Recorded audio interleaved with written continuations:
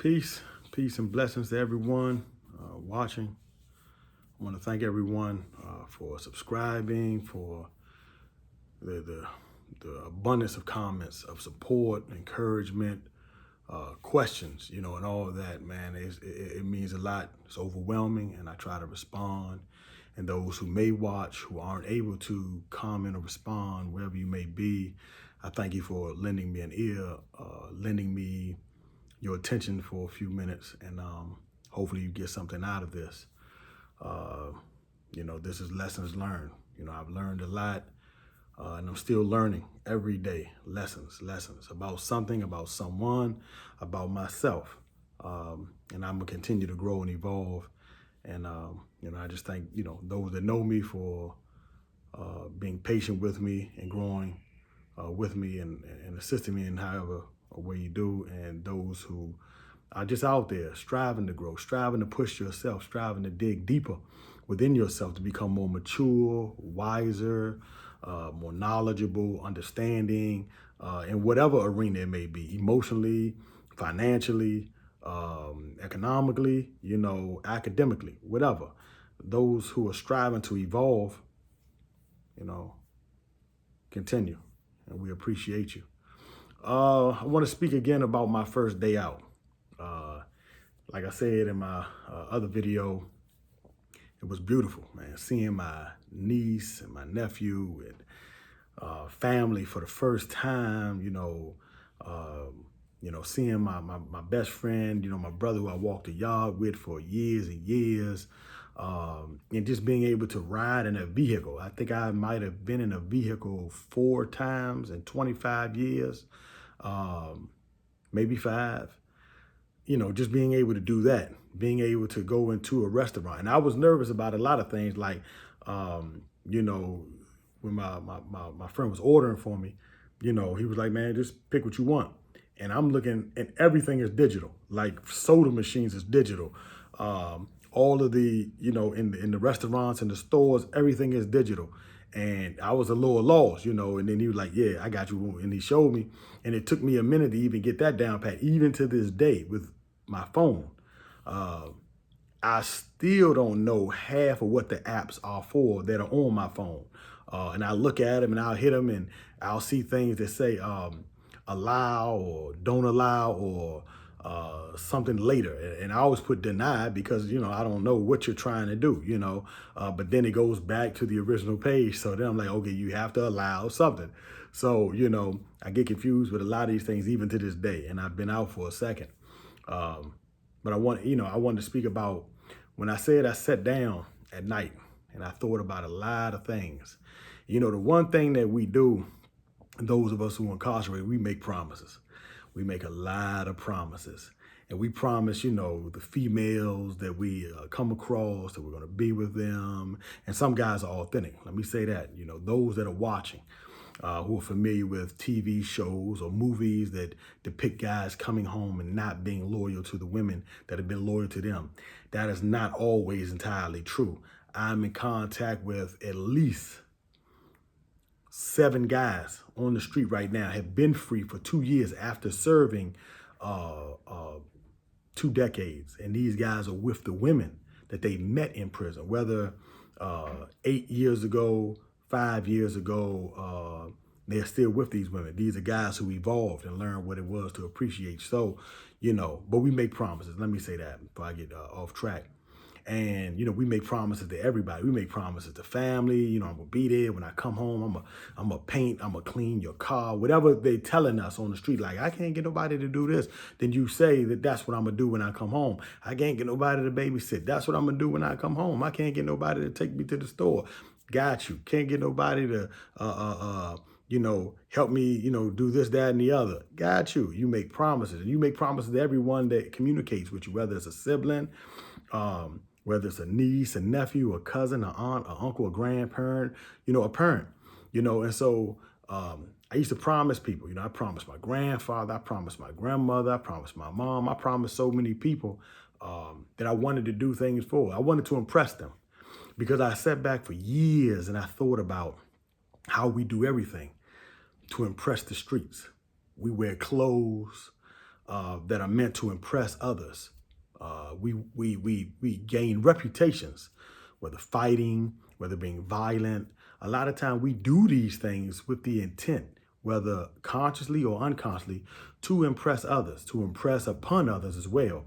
Some will say they hustled for money to feed families and take care of themselves, and there's truth in that. I've seen guys do that on the street and inside, but that's a rare breed.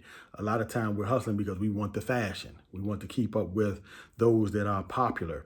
We don't want to be the laughing stock in the neighborhood. We don't want to be the butt of jokes in the school.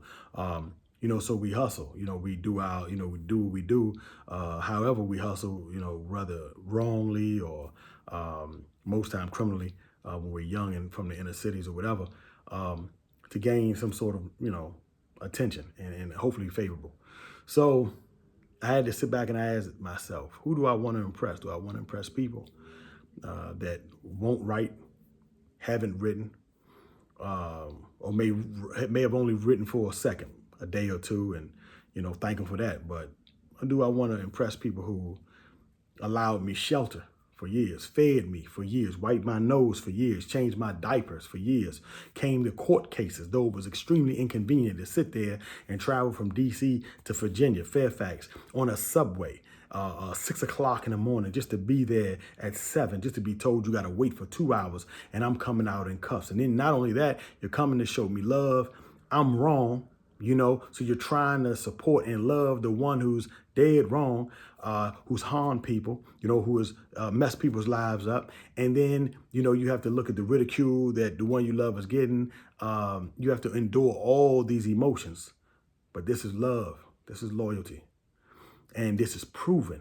And too often do we find ourselves showing love to those who have not proven that they love us in return. And we find ourselves in situations over and over and over again, wondering why we're in these situations when the ones that would love us, we overlook. So I had to ask myself that, who am I trying to impress? So I remember I got a letter from my mother. Allow me to read it. And in the Virginia system, you can no longer send paper pictures. Well, you can, color pictures or whatever, but they don't give them to us. They copy they copy everything. They copy the pages, they copy the envelopes, and they copy the picture. So if you get a color picture, and they throw away the picture. So let's say someone sends you a baby picture, a Polaroid from 1971. They're going to not only throw that Polaroid away, they're going to copy it on paper. And it's not going to come out the same, right? So, this is a letter I got from my mother, for those that may see it, Anita Kareem, right? So I'm only going to read a little bit of it. Bear with me. Okay. And this is her handwriting. This is no lie. This was the 4th, the 19th, 2018, right? I'm in the parole pod, Greensville, Virginia. Well, Jared, Virginia, Greensville prison.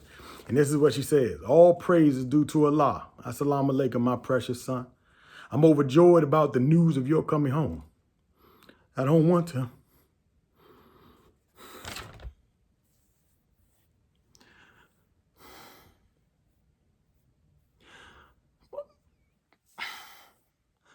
My mother died 2 months before I came home. She died, man, 2 months before I came home. She fell asleep on a park bench. She didn't wake up. She had cancer, lung cancer. She had smoked most of her life. And, she had surgery years prior and went into remission. I didn't know it came back. She didn't want me to know. She told one of my brothers, don't tell him, I'm waiting for him. I'm gonna wait till he come home. She didn't make it. They called me upstairs to the counselor's office, told me. My cousin had called me down to the prison, and let me know. It's still hard, because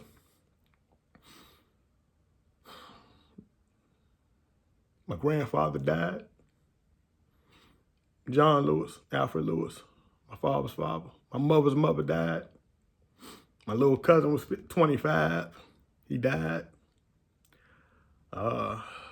my uncle Jerome, my aunt Carnell, my little cousin Mike, my aunt Pat, you know, and numerous people on the street that I grew up with, right? So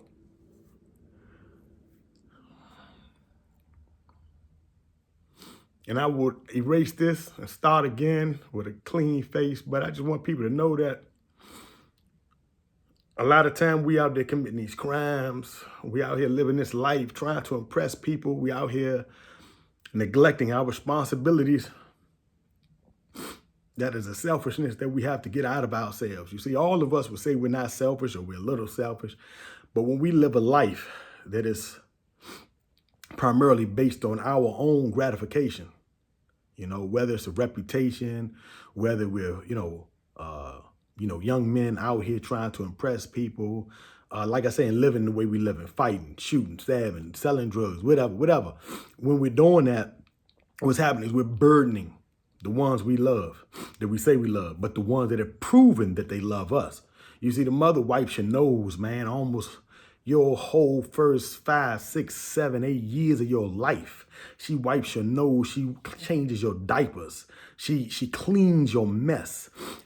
Good fathers, they do the same. They wake up every day. They work hard. They paying bills that we as children didn't even know, like, you know, light bill, phone bills, electric bills, gas, car notes, insurance, and it's so many other things that, man, that I know now that I do.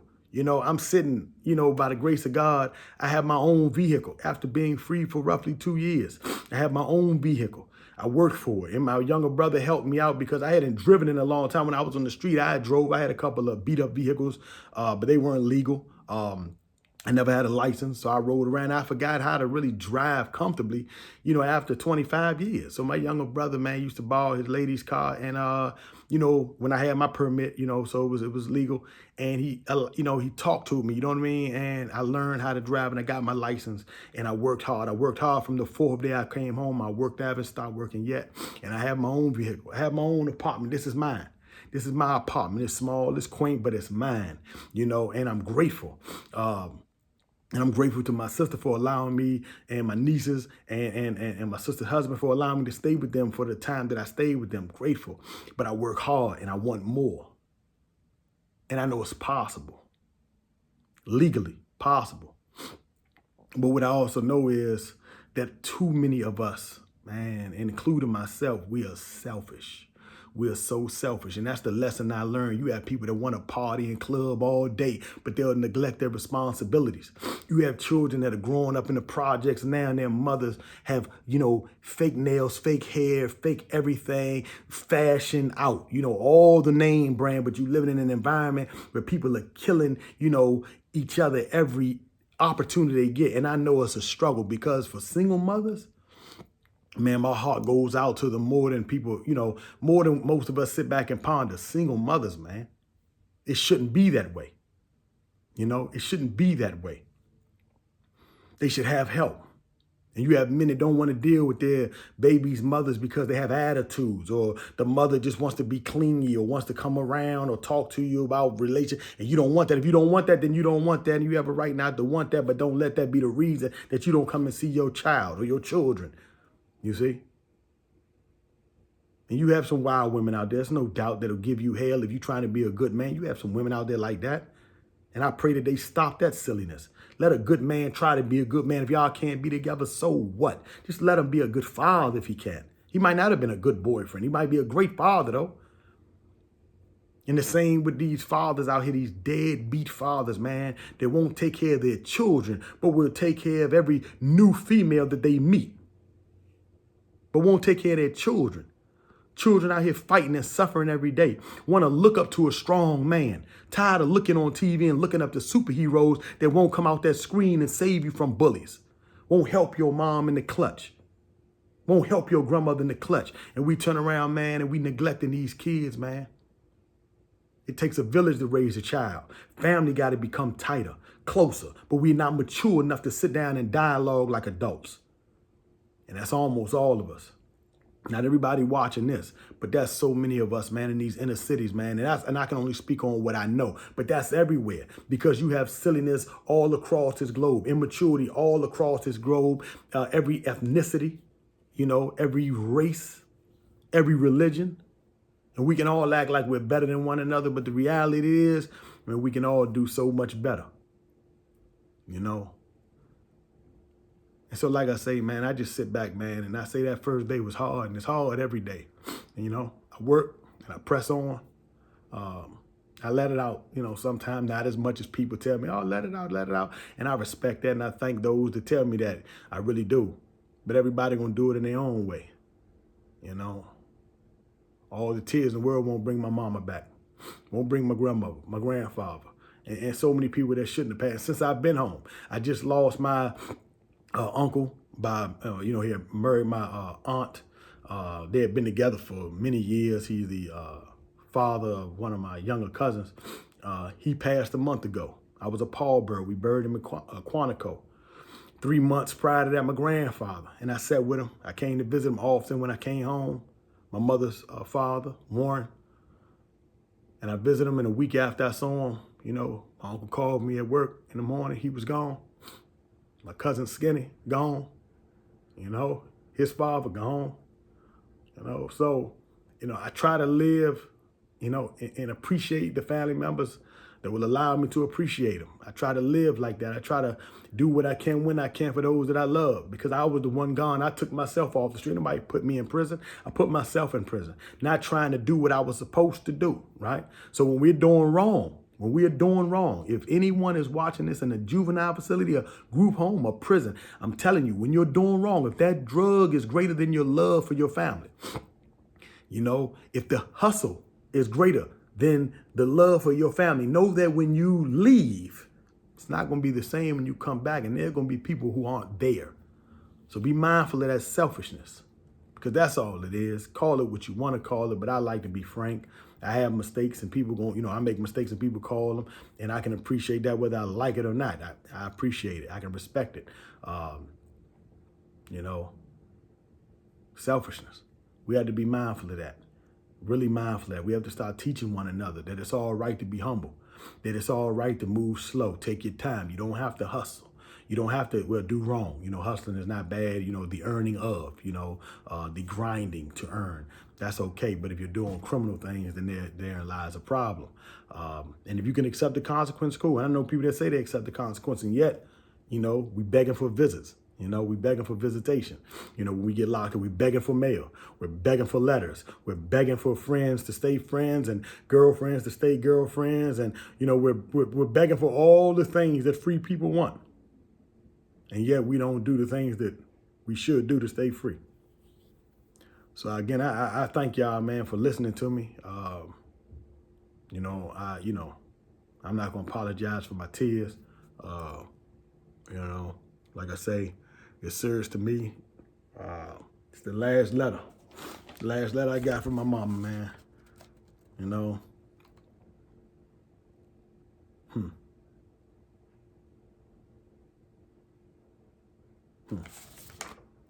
last letter I got from my mother. And I'm going to keep it.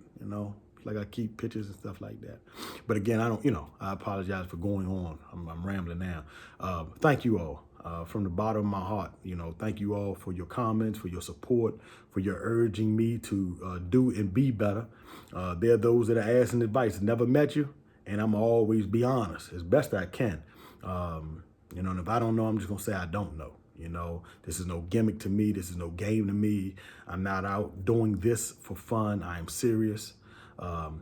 Real soon, I'll be doing a couple of interviews. I have a cousin that I will be interviewing, a couple of them, and a couple of family members, because I want them to answer, the questions like how did they feel when I was locked up or whatever. Just because I want you all to get to know me better. I know there are those that'll sit back and say, well, he was a criminal. He shot people. He should be locked up. He did this. He did that. Hey, and I accept that.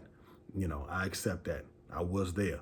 And if I was still there, the only thing I could do is ask the Most High to, search my heart and say that I've earned freedom in his eyes, not in people's eyes all the time, not in the court's eyes, but in his eyes.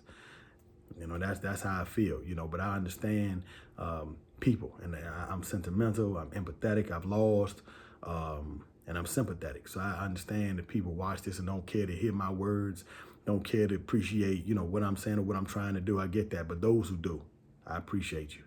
I appreciate you from the bottom of my heart. I thank you. And I ask that you just continue to support me, continue to, like and subscribe and all that come with it, and share, continue to share these videos, because like I say, somebody may appreciate what I'm saying. Somebody may grow from what I'm saying, or somebody may offer me a sound piece that I may grow from. So I appreciate that as well. Thank you all. Have a great day if you can. And it's within your power to do that. I don't care if it's morning, noon, or night. If you're having a bad day, then it's in you. It's in your power to do that, to make it better. May not be easy, but it's in your power to do that. So again, thank you. Take care of yourselves, and I'll see you soon. Peace.